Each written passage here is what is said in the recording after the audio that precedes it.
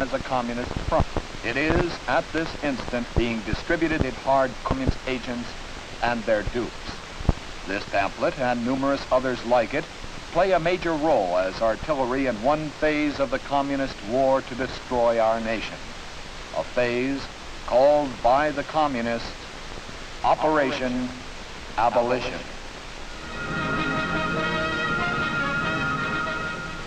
Ladies and gentlemen, Congressman Francis E. Waltner, Democrat from Pennsylvania, and chairman of the House Committee on Un-American Activities. Operation Abolition. This is what the communists call their current drive to destroy the House Committee on Un-American Activities, to weaken the Federal Bureau of Investigation, to discredit its great director, J. Edgar Hoover, and to render sterile the security laws of our government. The Communist Party has given top priority to Operation Abolition and has assigned agents trained in propaganda and agitation to this project.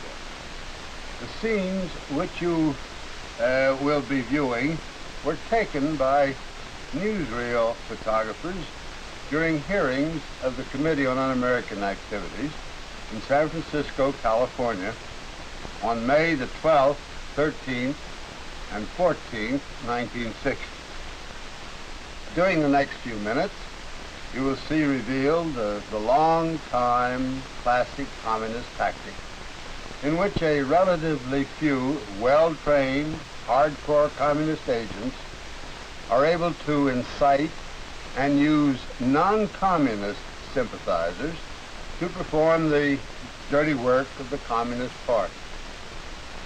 You will see Archie Brown, second in command of the Communist Party in California, Harry Bridges, an international communist agent and leader of the International Longshoremen's Union, who recently returned from conferences held with other leaders of communist-led longshoremen's groups. Ralph Izard, one of the top communist propagandists, who was a welcome guest of the Red Chinese government while American soldiers were giving their lives in the Korean War. You will see Douglas Waltner, an agent trained to specialize in youth activities, William Mandel, another communist propagandist who serves the conspiracy in the fields of radio and television. Bertram Edices, who is one of the elite corps of communist lawyers. Frank Wilkinson, recently convicted of contempt of Congress, who is in charge of the Citizens Committee to Preserve American Freedom, the West Coast headquarters of Operation Abolition. You will see these and others in action and the shocking technique which they use to incite others to violence. We are all too familiar with the pattern of communist-led revolution and rioting in Venezuela, Cuba, and more recently in Japan. Can it happen here on American soil? This film, showing communism in action, will answer that question. This is City Hall in San Francisco, the site of hearings held by the House Committee on Un-American Activities in May of 1960. This is the chosen battlefield of the Communist Party's most organized and violent attack on the committee since the launching of the Operation Abolition campaign on September 20th, 1957. Congressman Walter, chairman of the full committee, designated Congressman Edwin E. Willis of Louisiana as chairman of a subcommittee charged with the investigation of Communist Party activities in the Northern California area. Other members of the subcommittee are Congressman Morgan M. Mulder of Missouri, Congressman August E. Johansson of Michigan, and Congressman Gordon H. Scherer of Ohio. In an interview with the press, Congressman Willis explains more fully the reasons for the hearings. What we are here to do is to gather information, as we are ordered to do by an act of Congress, with respect to the general operation of the communist conspiracy, wherever it may lead. It's a mandate. That law has been on the books for probably over 20 years. We receive our appropriations and are ordered every year to maintain this general surveillance of the communist operations with the view of amending, improving, correcting laws having to do with our internal security. The Internal Security Act of 1950, Foreign Agents Registration Act, the Smith Act, and so on. This is part and parcel of our general studies of the machinations of the communist conspiracy. The communist apparatus activated its trained agitators and propagandists in the San Francisco Bay Area months before the scheduled hearings were to begin. The carefully organized protest campaign was climaxed with a student directive published just prior to the hearings on the front page of the official University of California student newspaper, the Daily Californian. The directive reads as follows. The Student Committee for Civil Liberties plans to picket the hearings today. It has issued a call for students to attend the rally and hearings and suggests that people laugh out loud in the hearings when things get ridiculous. That is the end of the quote.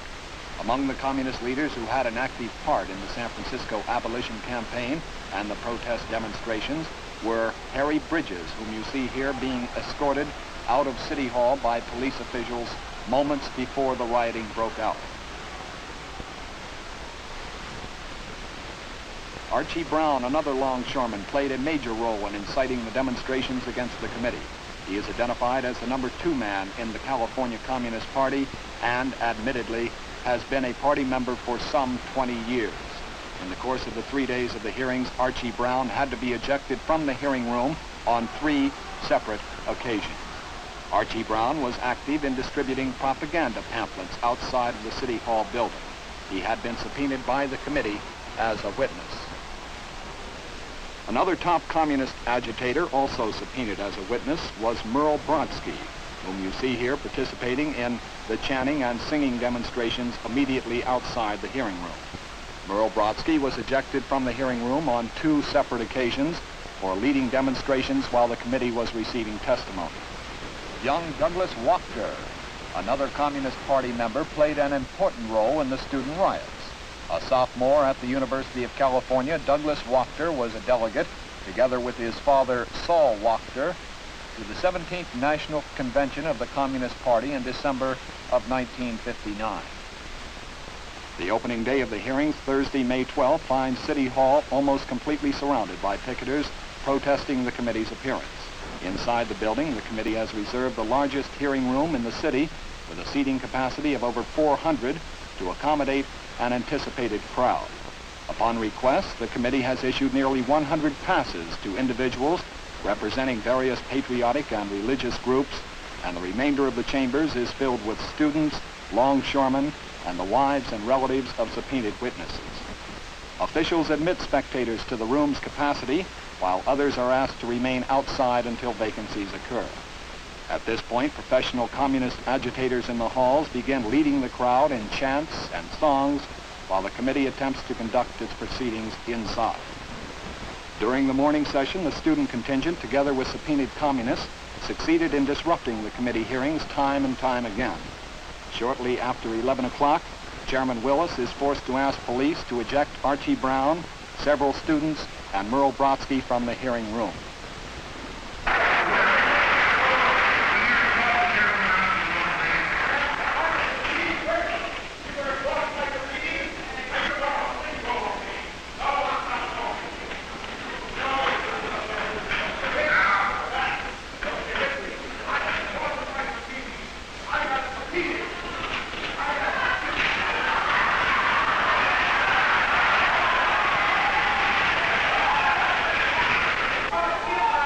Why is she being put out, Mr. Chairman? You want in here?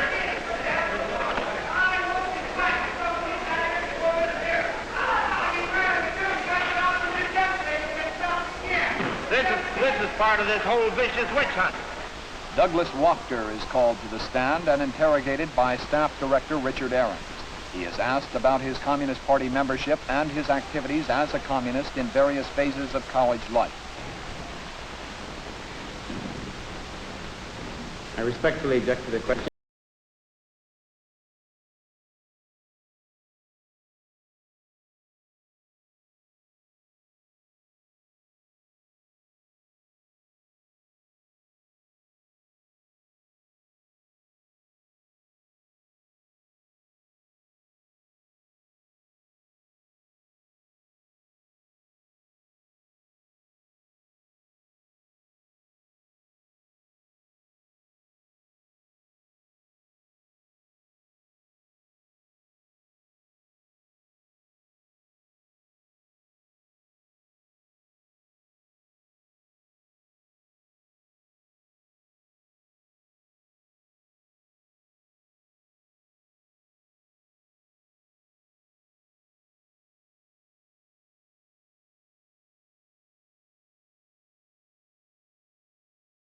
Question. It punishes individuals and groups for their political ideas and associations from public exposure and condemnation, often resulting in economic sanctions. I cannot cooperate with the committee in answering any such questions. I feel I have an obligation as a citizen of this country to preserve the Constitution, and I do not feel I can do so in good conscience by allowing the House Un-American Activities Committee to inquire into my beliefs or associations. Mr. Waltner has not at this point invoked provisions against self-incrimination of the Fifth Amendment. He is ordered and directed to answer a question concerning his Communist Party membership. I decline to answer that question on the grounds previously stated, and I also respectfully refuse to answer that question on the constitutional grounds that I cannot be forced to bear witness against myself. During the noon luncheon recess, a protest rally in Union Square attracts nearly 1,000 students and spectators. They listen intently as two San Francisco assemblymen and a prominent clergyman unleash bitter attacks against the House Committee on Un-American Activities. The rally is designed to incite further resentment against the committee and to recruit more volunteers for action. The rally accomplishes its major objectives, for during the afternoon session, hundreds of additional students crowd into the corridors of City Hall, attempting to gain entry to the already overcrowded hearing room. Students left outside the room step up their chanting and singing, turning the hallways of City Hall into complete chaos. Officials are unable to maintain order. Meanwhile, a group of subpoenaed communist witnesses have already begun a demonstration inside the hearing room as the committee prepares to hear the first testimony of the afternoon. Chairman Willis calls for order, but to no avail, and the members of Congress wait through the hostilities as a specially trained police squadron is called to the scene to attempt to restore order. From left to right, you see Communist Party members Ralph Izzard, Archie Brown, Salutarian Sweet, and Saul Wachter, all especially trained in agitation and incitement to riot. Next witness, if you please. Barbara Harlow, please resume the witness stand. We want to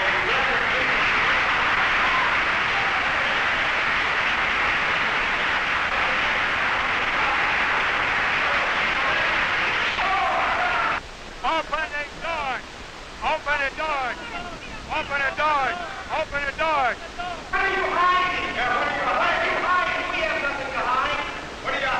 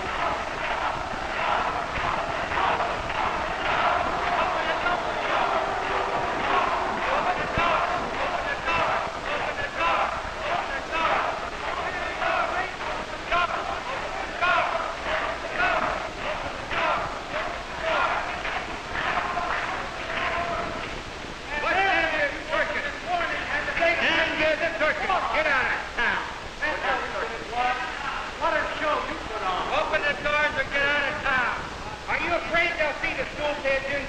I mean, that these people here will see just what bankrupt kind of people you bring before this committee. Is that what you're afraid? I'd like to know, what are you afraid of?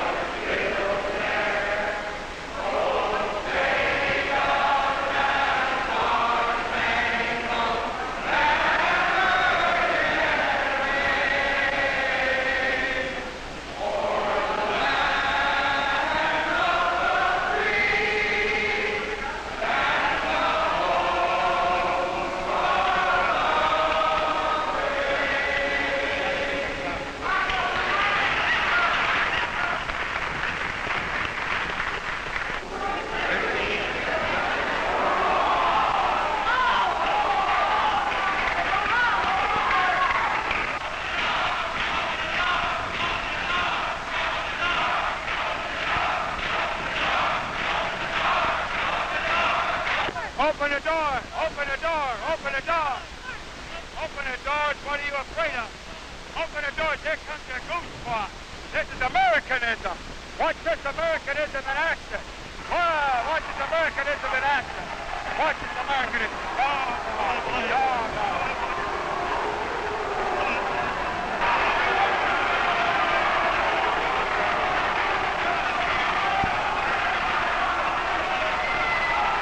Upon request of Chairman Willis, policemen removed the resisting demonstrators from the hearing room. First, Archie Brown, then Ralph Izzard, Saul Waltner, Morris Graham, Merle Brodsky, Juanita Wheeler,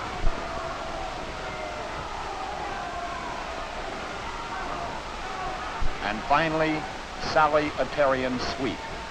Chairman Edwin Willis issues another call for law and order in the hearing room. That these hearings have been conducted in a dignified fashion. The only earthly reason why the door is not open is this. In no courtroom in America are people allowed from the side aisle unless they order it. In no picture show or other public function are people allowed in the side aisle without being ordered. That is the only reason why this thing has been brought about. We were very patient this morning. We will continue to be patient but firm and decisive. Now, this thing was brought about by disorderly conduct this morning. On the second day of the hearings, Friday, May 13th, loudspeakers are set up across the street from City Hall in an attempt to alleviate the crowds trying to gain entrance to the hearing room. Nevertheless, hundreds of students, longshoremen, and spectators crowd into the City Hall building as picketers continue to demonstrate outside the building. Officials admit over 200 of the crowd to the hearing room until it is once again filled to capacity.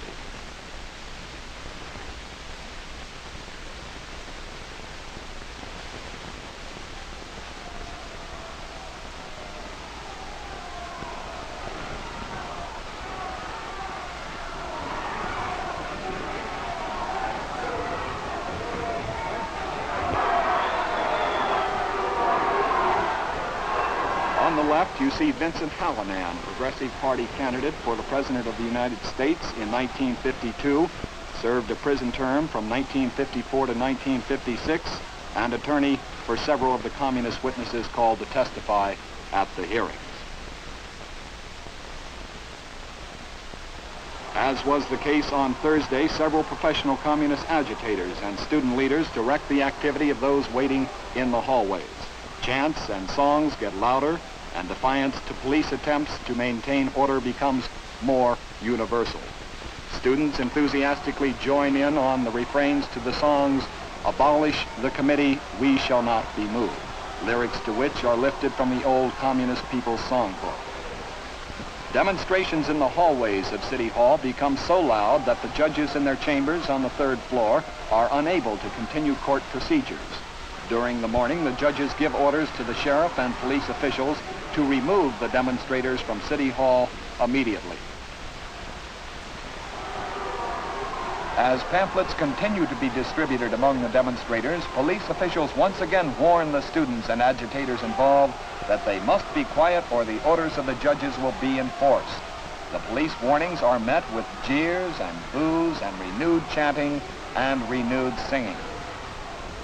Finally, during the noon luncheon recess, the judges in their chambers give official orders now to remove the demonstrators from City Hall.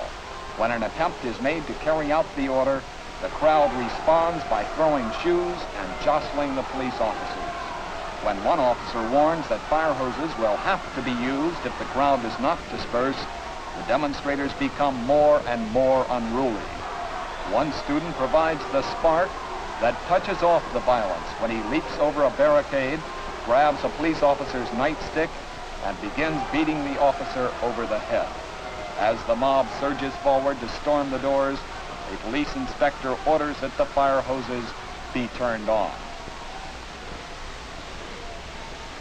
At this point, leaders of the group give orders to resist police enforcement. The crowd, now in open defiance of law and order, begins singing once again, "We shall not be moved."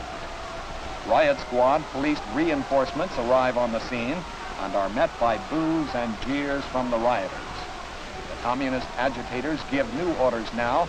The students to sit down with their backs to the fire hoses and put their hands in their pockets after interlocking arms in what is described later by student newspapers as non-violent resistance. Police, enforcing judicial orders to remove the demonstrators from the building, take the defiant students one by the feet and slide them down the wetted marble stairs of City Hall. On several occasions, the pattern of so-called non-violent resistance is broken openly by defiant students. Those who had defied the law are taken to waiting police wagons and are hurried off to police headquarters, where they are booked on counts of disturbing the peace, inciting a riot, and resisting arrest. The communist and pro-communist press, of course, charge police brutality.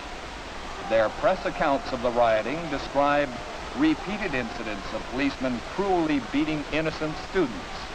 The innocent, peaceful students, it is stated in these communist press accounts, were physically hurled down 2 stories of stairs, toppling head over heel, and landed unconscious at the bottom, where they were picked up and thrown into the paddy wagons. These films, taken by newsmen on the scene and edited only to the point of removing repetition, show a clear example of the lack of respect for truth, which is common practice within the communist propaganda press.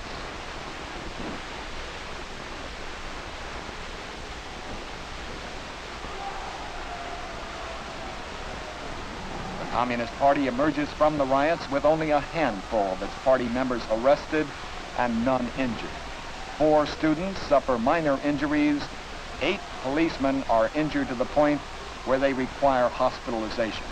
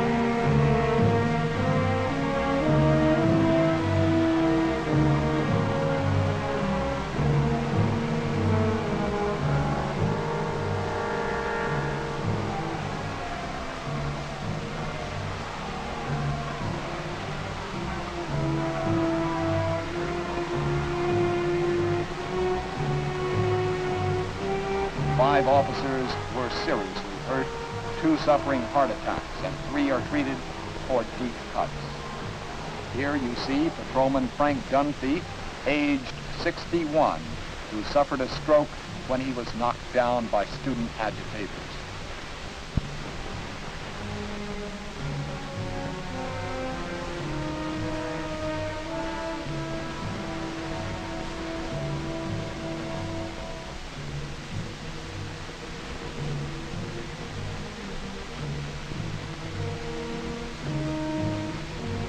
One of the communist professional agitators arrested is Vernon Bound, who was, in 1954, among the notorious Louisville Seven, charged at that time with sedition, destruction of property, conspiring to destroy property to achieve a political end, and contempt of court. Douglas Waltner, the 19-year-old student leader, was another Communist Party member who was arrested. At the police station, the rebellious students appear to have lost a little of their blatant enthusiasm and defiance, for without the psychological stimulus of mass chanting and singing, the individual students seem somewhat conscious and ashamed of what they have done. No longer is there the air of defiance. The organized resistance has been changed into individual confusion. These young people have been duped into openly resisting and defying law enforcement, duped by a handful of communist agitators. Another congressman assigned to the subcommittee conducting hearings in San Francisco is Congressman August E. Johansson of Michigan. Congressman Johansson.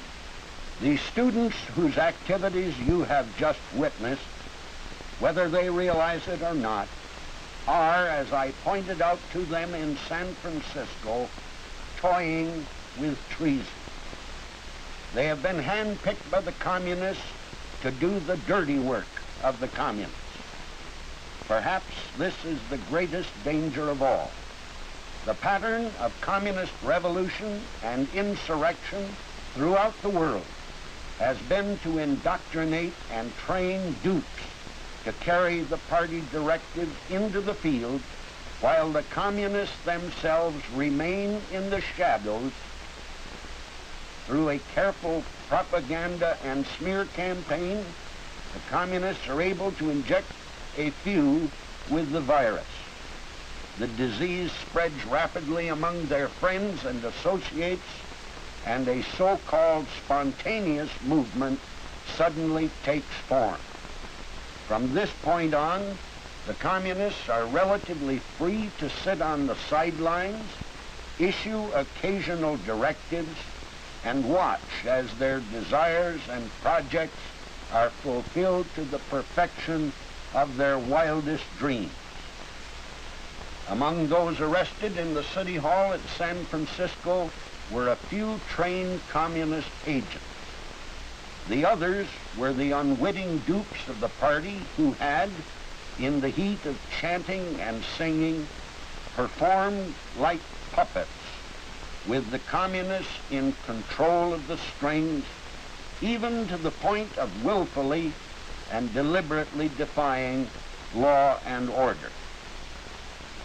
The communists have admittedly chosen the minds of our youth as a #1 area for their insidious attack. You have seen the evidence of their success. My fellow citizens, what you have just seen and heard is a challenge not only to the patriotic youth of our nation, but to every citizen who is determined that we shall maintain our freedom. You have seen two types of communist-inspired violence, one taking the form of mass challenges of authority and defiance of law and order inside a congressional hearing room, the other coming in the form of open rioting and physical resistance to law enforcement. A third type of communist tactic, common in the Operation Abolition campaign, is defiance by individual witnesses and their attorneys to the committee itself. Archie Brown, already ejected from the hearing room on 2 occasions, is called to the stand and sworn in. He asks the chairman to shift the lights. Yes, Mr. Mr. Chairman, could we shift the lights a bit? Just shift them. Archie Brown, second in command in the California Communist Party, is a top West Coast agitator. Ironically, he is appearing as a witness in the hearing room of the Board of Supervisors of San Francisco only 6 months after he himself received some 35,000 votes as a candidate for that same board. He is asked by Staff Director Richard Ahrens to identify himself. My name is Archie Brown. I live at 1027 Brussels Street, San Francisco. I am a longshoreman. I want to state, Mr. Chairman, that, Let's go on question and answer. I have something to tell the committee. I want to tell the committee. In response to a subpoena which was served upon you by this committee. My family is being threatened. Today in response to a subpoena which was served upon you by this committee. Mr. Chairman, I respectfully suggest the witness now be ordered and directed to answer the question. I direct you to answer that question. Are you appearing today in response to a subpoena served upon you by this committee? Yes, it was served on me by this committee. And are you represented by counsel? That I am. Counsel, will you kindly identify yourself? George Anderson. Mr. Brown, where and when were you born? Mr. Chairman, I want to state that I direct you to answer the question. That's the only way we can proceed orderly. well, I was subpoenaed here. You're under Where direction. and when were you born? I was subpoenaed here, and my Proceed family... with the next question. My family Kindly give us, if you please, Proceed sir. with the next question. I was born in Sioux City, Mr. Iowa. Chairman, I respectfully suggest the witness now be ordered and directed to answer the outstanding principal question. He's about to answer it. What is the outstanding principal question? The outstanding principal question is where and when were you born? I already said it. Give us then, please, a word about your education. As Archie Brown attempts time and time again to read a lengthy propaganda statement, he is repeatedly admonished by Chairman Willis that he must answer the questions of the committee and conduct himself in an orderly manner, or he will be removed from the hearing room for the 3rd time. Under the rule of the committee, you may file that paper with our director at this time, if you wish to. I wish to read this statement. I want to read this statement, Mr. Chairman. How come that you're bridling me? I want to explain my position. All right, I want to. You may file the statement, you may not read it. I want to read my statement and I make a motion. I direct you, sir, to escort the witness outside the courtroom. Amendment 14 of the Constitution.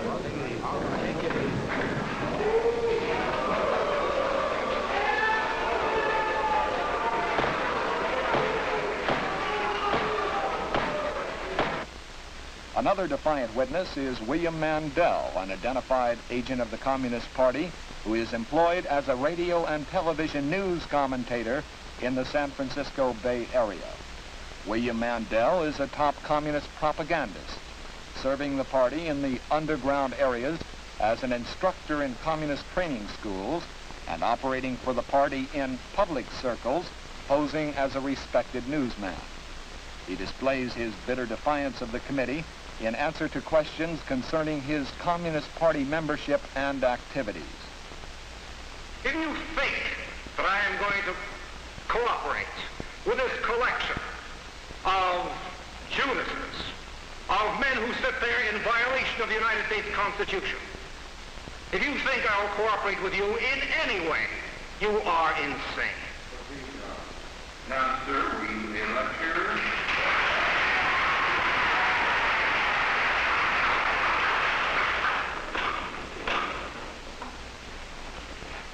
When asked about his role as a communist in lecturing before the communist-conceived California Labor School in San Francisco, William Mandel replies, "This question has no purpose other than to harass me. When I was asked this question last in 1943 by the late Joe McCarthy, and let me say that I am honored when people come up to me on the streets, perhaps I don't deserve this honor, and say, you're the man who killed Joe McCarthy. Because I happened to appear on the first day of the book burning hearing, and I did my best to conduct myself in the manner which I'm conducting myself today. If there were any such evidence against me under any law, the proper authorities could move against me. This body is improperly constituted. It is a kangaroo court. It does not have my respect. It has my utmost contempt, and I am not going to answer that question, sir." This, then, is the pattern employed by the communists, their dupes and sympathizers in Operation Abolition. Another congressman assigned to the subcommittee conducting hearings in San Francisco is Congressman Gordon H. Scherer of Ohio. Congressman Scherer. One of the top communist agents assigned to Operation Abolition is Frank Wilkinson, recently convicted for contempt of Congress for refusal to answer questions concerning his Communist Party membership and activities.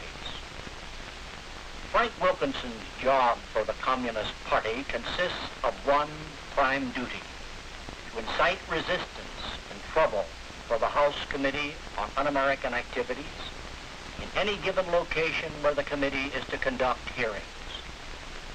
Frank Wilkinson was in San Francisco during the May hearings. He arrived in the city prior to the committee to organize the so-called spontaneous public demonstrations against the committee and the hearings. Moreover, he was actually in the corridors issuing instructions and inciting hostile action against the committee during the hearings.